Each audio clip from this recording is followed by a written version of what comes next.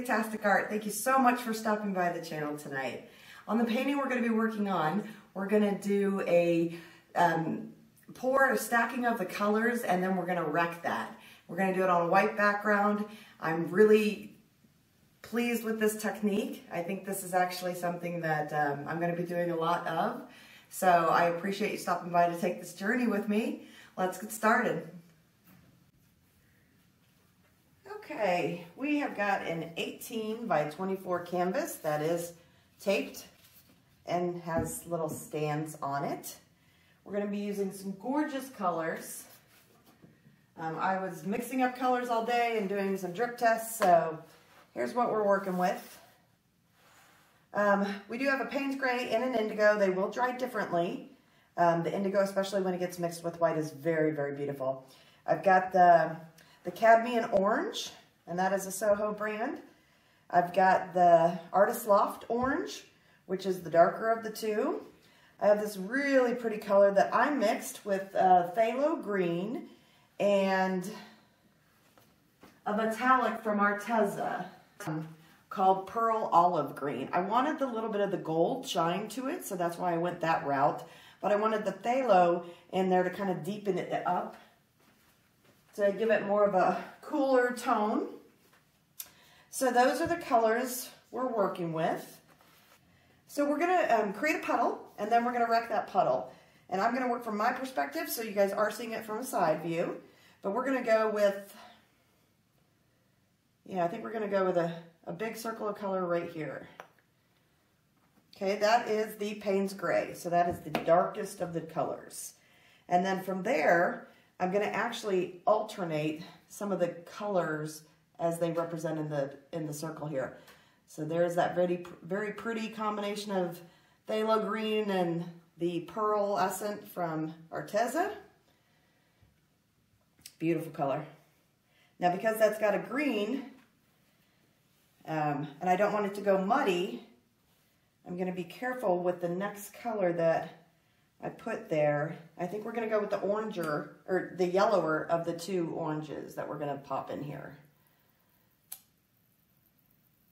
Again, it's about hue and tone, and since this has got more yellow in it, and then I'm going to put I want the turquoise more predominant, so we're going to put that last. So we're going to go with the indigo next to that orange. Then we're going to go with the Artist Loft orange. Oops, looks like I've got a little Floetrol in that mix. We'll work it out. And then I've got this beautiful turquoise.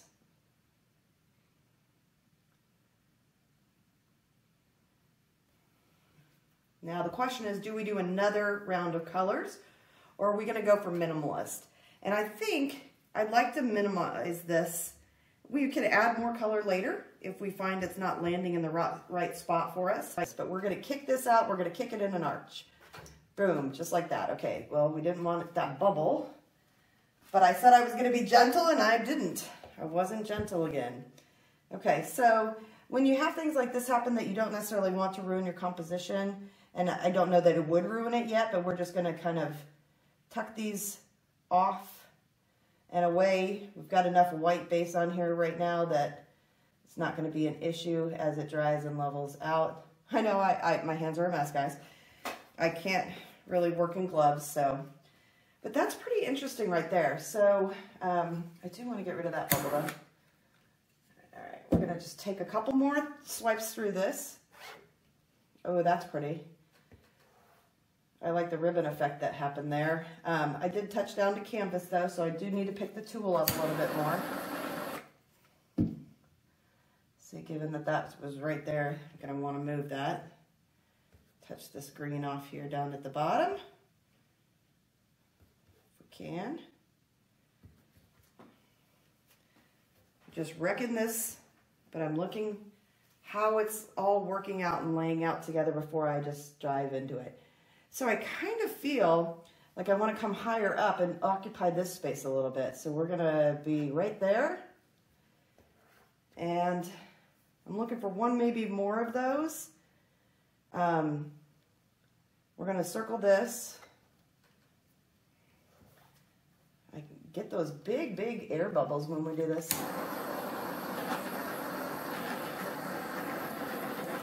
Okay, and then I don't know if it's worth coming through and doing one more from the other side.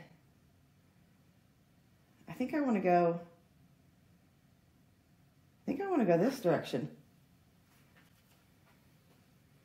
Well, I really took that down the canvas, so it's going to take a minute to get back in there.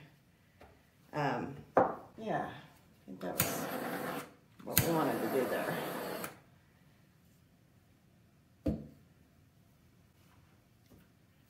Okay, we're going to let that paint just kind of come back in. And we need to go a little bit more. Ooh.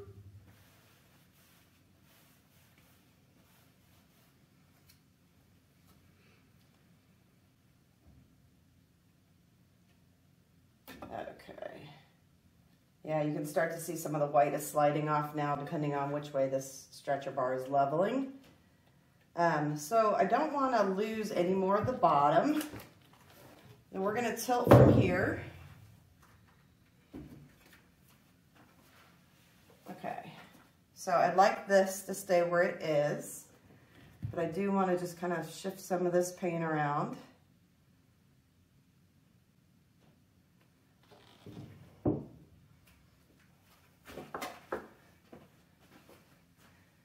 right, just checking the areas here so you can see right there still is a dimple. We'll get rid of him. Dimple right there. Dimple right there. I think that's everything. We are now covered again. Yeah, so I'm just going to slide some of this white off. But man, oh man, abstract just speaks to me.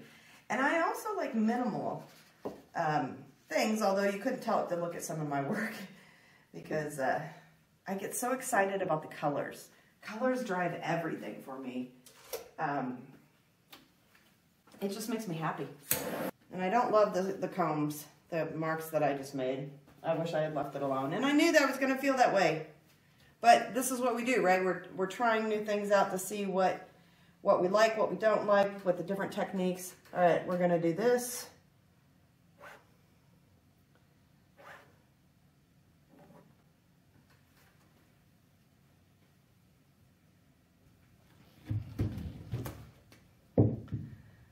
So we're going to move this whole thing design-wise now. Closing up all those gaps I caused.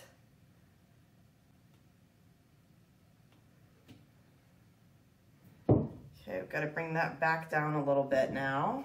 Just getting that white back down in place so I can bring it back over to the side. There's a lot of paint sitting right there where I pulled those. And I just want to take them back across now. You'll see it start to slide. There we go.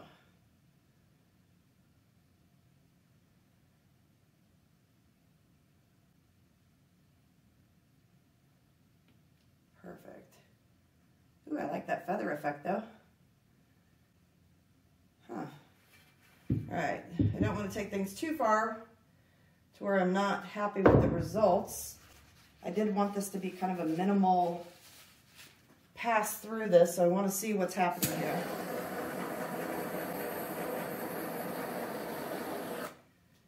Interesting. Okay, don't love that little section right there.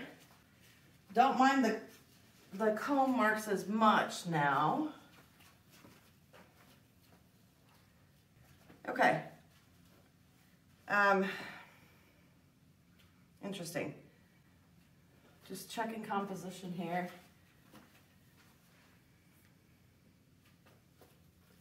Also going to scrape so that nothing else gets pulled down.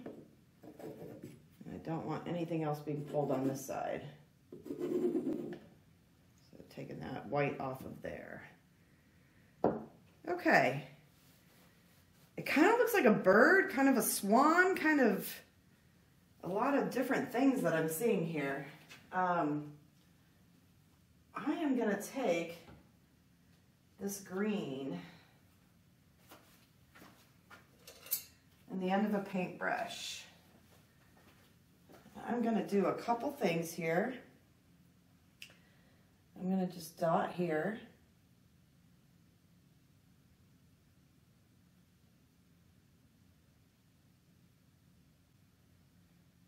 And I'm going to do one dot in that blue.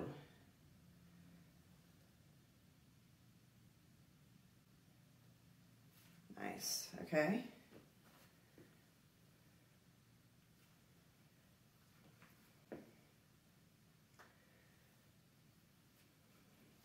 I need to connect that thought somewhere else on it, and I think we're going to do that in this white.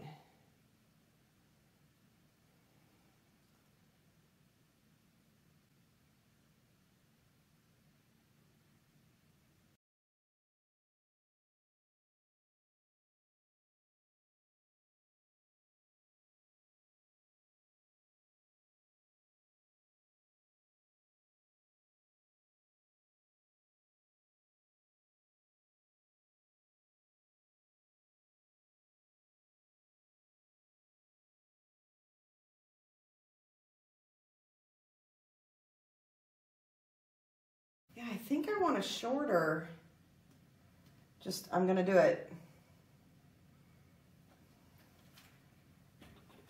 And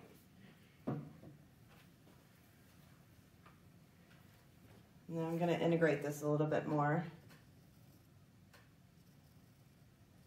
I think we're going to go this direction, into it.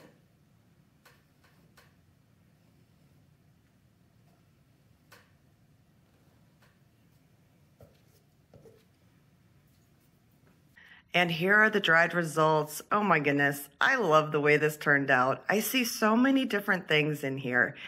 There is a little bit of a shimmer where we've got a couple highlights of colors. Hopefully you can see that. I'll take you in here close. I see so many things when I look at this. I see a fish, I see a bird, I see a swan. It's just amazing to me what you can represent with abstract art. I love the way the dots turned out. I think that's one of my favorites. I like the comb section now, although it's not my absolute favorite. I love the blend out at the bottom. So let's take a closer look. So you can see that's just very pretty. I love the color combination there, how everything's just swooping together. But my favorite part, I think, is this top section. This I'm enamored with. It dried amazing, so beautiful.